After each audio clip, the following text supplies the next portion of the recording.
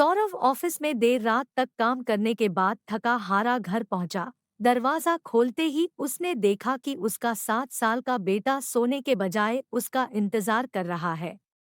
अंदर घुसते ही बेटे ने पूछा, पापा, क्या मैं आपसे एक सवाल पूछ सकता हूँ? हाँ पूछो, क्या पूछना है, पिता ने कहा।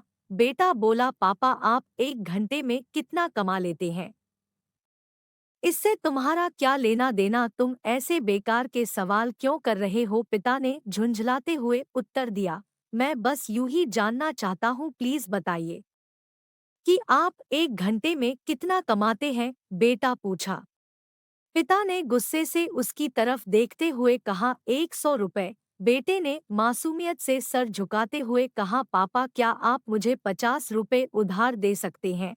इतना सुनते ही वह व्यक्ति आग बबूला हो उठा, तो तुम इसीलिए ये फालतू का सवाल कर रहे थे ताकि मुझसे पैसे लेकर तुम कोई बेकार का खिलौना या उटपटांग चीज खरीद सको? चुपचाप अपने कमरे में जाओ और सो जाओ। सोचो तुम कितने सेल्फिश हो, मैं दिन रात मेहनत करके पैसे कमाता हूँ और तुम उसे बेकार की चीजों में बर्बाद करना चाहते हो। यह सुन बेटे की आंखों में आंसू आ गए और वह अपने कमरे में आ गया। व्यक्ति अभी भी गुस्से में था और सोच रहा था कि आखिर उसके बेटे की ऐसा करने की हिम्मत कैसे हुई, पर एक आध घंटा बीतने के बाद वह थोड़ा शांत हुआ और सोचने लगा कि हो सकता है कि उसके बेटे ने सच में किसी जरूरी काम के लिए पैसे मांगे हों, क्योंकि आज से पहले उसने कभी इस तरह से पैसे नहीं मांगे थे। फिर वह उठकर बेटे के कमरे में गया और बोला, क्या तुम सो रहे हो? नहीं, जवाब आया। मैं सोच रहा था कि शायद मैंने बेकार में ही तुम्हें डांट दिया, दरअसल दिन भर के काम से मैं बहुत थक गया था। व्यक्ति ने कहा, मुझे माफ कर दो बेटा, ये लो अपने 50 रुपए।